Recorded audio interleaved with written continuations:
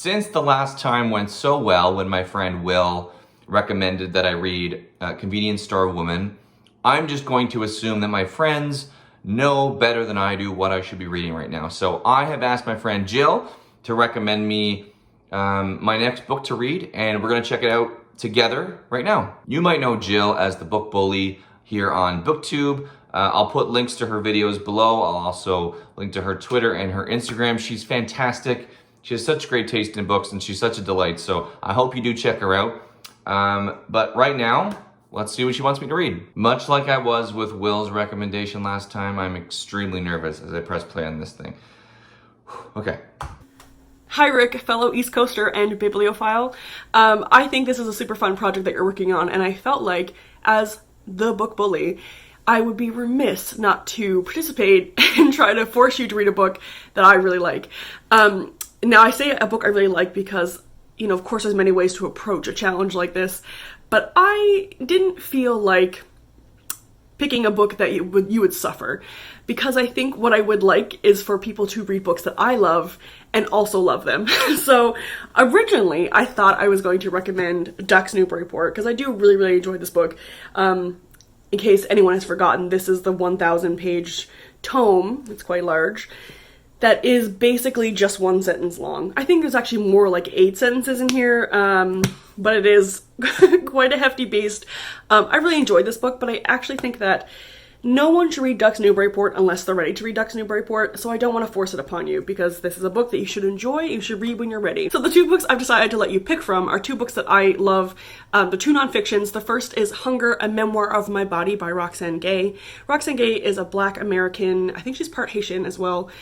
She's an academic, and she's also a fat woman. And this is a book about her weight, about how her trauma as a child, physical trauma and emotional trauma, has affected her body. And I think everyone should read this book because it really showcases how sexual trauma, emotional trauma can manifest itself in physical ways. And I think that this book is profound. So that's the first one. The second one, I was gonna say it's a bit lighter, but it's not a bit lighter. This is my favorite book of all time. This is Say Nothing, A True Story of Murder and Memory in Northern Ireland. I never remember the subtitle, by Patrick Radden Keefe. This is my favorite book ever. I read this for the first time last summer. Then I read it again on audiobook just a month ago, and still my favorite book. This is about the murder of Jean McConville, who was a mother of 10 in Northern Ireland during the Troubles. And it's about how her murder relates to the Troubles in Ireland writ large. This is perfection in narrative journalism, and I just love it so much that I want everyone else to read it and also love it. So these are your 2 choices. Which will it be? 1? Both? Who knows? Who can say? I look forward to your video where you discuss them. And I also think that we have pretty similar reading tastes in a lot of ways, so I hope that you enjoy them as much as I do. Okay, this is tough. Last time when Will recommended me 2 books, Convenience Store Woman was pretty obvious to me that I was gonna pick that one. This one is tricky. Okay, let me just talk through this. So Roxane Gay, that's such a interesting pick for my life right now, because my wife and I have been talking a lot the last couple days about our bodies and how things manifest in our bodies, and the difference between kind of living your life as kind of through your brain versus living your life through your body. And yeah, we've been kind of deep diving this concept of the last couple of days. So it's really interesting that Jill picked that one. Now, that being said, I'm going to pick Say Nothing. I just love reading other people's favorite books. I think if there's anything that can kind of connect to book lovers more than they already are, is reading their favorite books together. So the fact that it's her favorite book, I have to pick that one. I don't care what the other book was gonna be, I would pick that one. So yeah, Say Nothing, not exactly a cheery, pick-me-up kind of book, but it's Jill's favorite book of all time, and Jill's fantastic, and she has such great taste that this book must be like mind-blowingly good. So for anybody who hasn't seen the first video in this series, what happens now is I go out and I buy that book. And for the rest of this video, I'm just gonna be vlogging my thoughts. So knowing how long this video is going to be, I'm gonna get right to it. So yeah, I'll see you guys in a couple days or in a couple seconds on this video, and we'll see how it goes.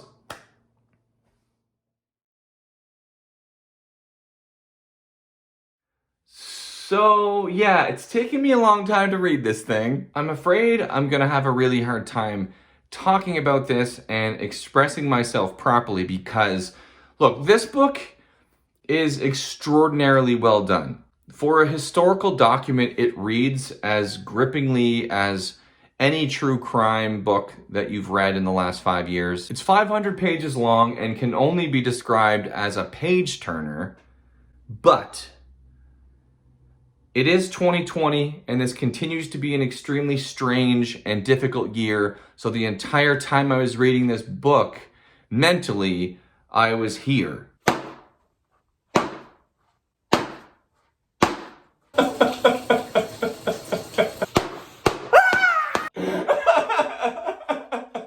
Okay, so before we get into all that, I do want to emphasize one point. This book is so good. Like, really, really good. And I think in two very important ways. First of all, author Patrick Radden Keefe takes something as large and complicated as the Troubles in Ireland and really breaks down the nuances in a super accessible way. And secondly, by telling this bigger, grander story of the IRA alongside the more intimate story of Jean McConville, I found it really humanized that conflict for me as a reader. I really, really needed that. Now, the thing that I had trouble with, pardon the pun, was probably the book's biggest selling point, ironically. The story was just so incredibly immersive to me. Keefe does such an amazing job of really putting you into that time and that place and that conflict. And my brain in 2020 was just not having any of that. Weeks before the scariest election of my lifetime, I found this to be maybe too immersive. I had a really hard time enjoying this book because mentally I wanted to be anywhere other than somewhere stressful. And I found this book weirdly stressful. And I feel bad about that because the hook of this book is so fascinating. Nearly 4,000 people died during the Troubles in Ireland, which happened between the 1960s and 1998. And this happened in Northern Ireland, where mostly Catholic Republicans wanted to unify Northern Ireland with the Republic of Ireland. It was incredibly violent. There were shootings, there were riots, there were bombings, all while people were just going about their daily lives in Ireland. And then there was a small number of people, around 20, I think it was, who just disappeared. They weren't shot, they weren't killed, they weren't blown up, they just disappeared off the face of the earth, basically. And one of these happened in December of 1972 when a bunch of men broke into the home of Jean McConville, a woman who had 10 children and was a widow. They put a bag over her head, whisked her out of her house, and she was never seen again. The body wasn't found until 2003, so 31 years later, and her murder was never solved. And the last thing she ever said to her family, as she's basically being dragged out of her house, was to her eldest son, and she said, "Watch the children until I come back." And she never does come back. And so Say Nothing is a book that's essentially a detective story trying to find out who killed Jean McConville and why. Kind of. So the first hurdle I had to climb going into this book was one of misplaced expectations. I went into this book thinking it was way more about the search to find the killer of Jean McConville, when in actuality this book is very much about the Troubles and kind of putting that all in context, but using the murder of Jean McConville as kind of a vehicle in. So it's less true crime than I thought it was, and more like historical nonfiction, but it's no less compelling, it's no less focused than I thought it was going to be. It's just compelling and focused on another thing. When I realized the book was really about that, I had to literally put it down and just come back to it when I was ready to do that. And that took weeks. And when I finally went back to it, I was really happy because this book actually has so many qualities that you find in really great fiction. Mostly just how well structured this book is. Like, we bounce around to a lot of people. Like we go to a victim and then we go to a perpetrator and then we go to another victim, then we go back to the original victim, and then we jump forward in time and we see these people 20, 30 years later, and then we jump back and then learn about all the things that they were talking about. Like I said, it has like the rhythms and thrills of a really good detective story. Like there's a scene in this where a man from the IRA kind of puts a hit out on this other guy who is the husband of this woman that he's sleeping with. So this man is sentenced to die, and then Dolores Price, who's a main fixture in the book, she's driving him to his execution. And while she's driving him there, she has this realization that all of this can change if either of them decides to do anything differently. She can stop the car and let him get away if she wanted to. He could physically overtake her and escape, but neither of these things happens because both of them are just so committed to their cause. It couldn't happen in any other way. And it just scenes like this, it's so the stuff of fiction to me. It's hard to believe that these are real people and these are their ideals and this is like the life they led. It's wild. There are so many fascinating moments like this throughout the book, to the point that to me it became problematic because it's so easy to forget that these were real people, that Jean McConville was a real person, as are her children. Like, they're still alive. Like, this isn't ancient history. This is our history. And the older I get, the more I'm finding it really, really difficult to enjoy stories like this. Maybe it's the rise of these like murder podcasts that everybody is consuming. Maybe it's all these true crime documentaries that everyone watches all the time, me included. But like, I'm feeling more and more guilty being entertained by someone else's like unspeakable tragedy.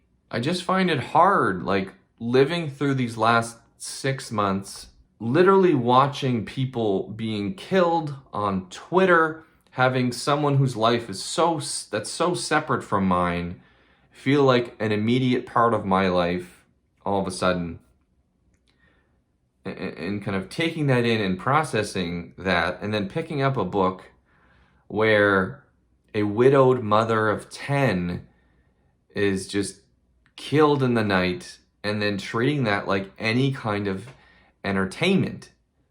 I had a really, really hard time dealing with that. And I know this is kind of historical nonfiction and it's not entertainment, but it is. Like, that's why we read these books. We read them to learn, but we also read them to be entertained and give them 5 stars and be really excited by how good this book is. So yeah, okay, so getting back to the book. The book takes place, or starts in 1972 with the killing of Jean McConville. And probably its central character is a woman named Dolores Price, who joined the IRA when she was 20. And she kind of quickly rose through the ranks and gained the respect of her IRA members at a time when the violence of during the Troubles was at its highest, and when the most violent people in the IRA were the most valued. So she robbed banks dressed as a nun. She planted bombs. She actually spent decades in prison for explosions that she set off in London. And this is like the focal point of the book. Like, this is a story that doesn't have any heroes. It's just varying levels of villainy, basically, on either side. And no matter what side of the conflict you feel yourself being pulled towards, whether it's the Protestant Unionists or the Catholic Republicans, like, just atrocious things are being done on both sides. Oh, and I should point out, earlier in the video when I said that I was going to vlog my experience, obviously that is not happening. I tried to do it a little bit, but I was putting the book down so often that I couldn't kind of maintain any kind of momentum, so I decided not to vlog this one. I'm just giving you my thoughts at the end because it's the only way that I could do this in a way that made any sense, because some of the stuff I recorded before was just like miserable and sad and more of that crying in a bathtub kind of stuff. Which is probably more entertaining for you, but it was miserable for me, so I'm not doing it that way. I'm not sorry. As I put the book down yesterday, I was really struck by the really sad idea that I know a lot now about Dolores Price, a revolutionary, or if you want to use another word for her, a murderer. And I knew next to nothing, or I know next to nothing about Jean McConville, a woman who essentially lived and died in obscurity. And I just feel like that's not fair. Like, McConville was a widowed mother of 10 who was just forcefully taken from her home over the the terrified screams of her children, never to be seen alive again. And there was never an investigation, and the only thing her government ever did was take her 10 children, split them apart, and put them into pretty dangerous housing situations. So Dolores Price actually died in 2013, and another prominent figure during the Troubles, a woman named Bernadette Devlin, actually spoke at her graveside. And her speech really spoke to the exhaustion that eventually helped end the war. We cannot keep pretending 40 years of cruel war, of loss, of sacrifice, of prison, of inhumanity has not affected each and every one of us in heart and soul and spirit, Devlin said. It broke our hearts and it broke our bodies. It changed our perspectives and it makes every day hard. Which is honestly exactly how I felt about this book, because it broke my heart, it changed my perspective, but every day of reading this was so hard.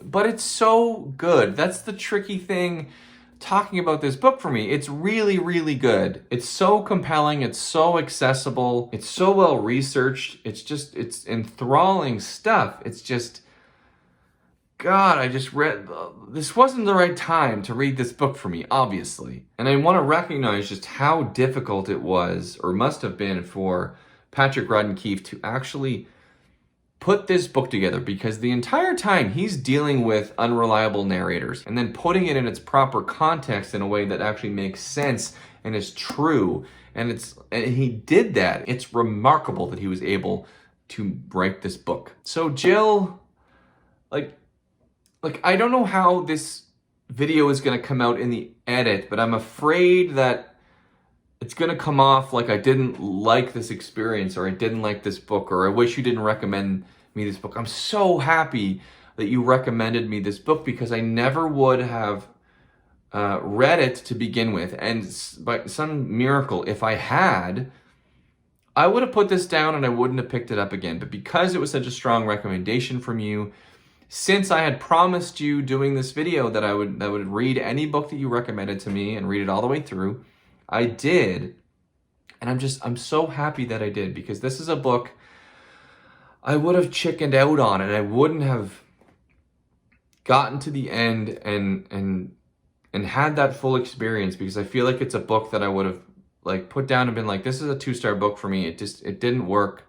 This isn't right for me. And then I finished it, and this is like at least a 4-star book for me, at least. So thank you again for such a strong recommendation. Thank you so much for being such a shining light on YouTube. Like, if you're someone watching this video who doesn't know who Jill is, who doesn't know her channel, The Book Bully, please go and check it out. She's so great. She talks about such great books in such an articulate way, but really accessible way.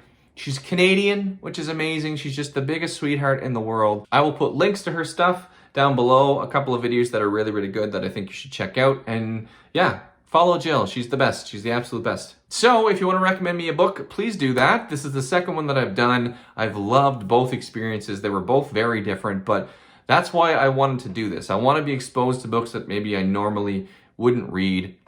So if you have a book that you love, that you'd want me to read, or a book that you think would be really challenging for me to read, or a book that you think that I would hate and you think it would be really funny to watch me do that, anything you want. It doesn't even have to be a book that you've read. Maybe you're wondering what X, Y, or Z book is like, and you want me to be a guinea pig for you. I don't care what it is. Just you suggest a book that you want me to read, and I have to read it, and I make a video out of it like this. So if you're interested in that, I would suggest not putting a comment down below here, because a bit of a back and forth has to happen. So find me on Twitter, find me on Instagram. Links to that are in the description below, and we'll take it from there. So I know this video is really long at this point, so really quickly, I just want to say thank you again to Jill. Thank you for watching this video, and as always, I'll see you guys in a couple days. Bye!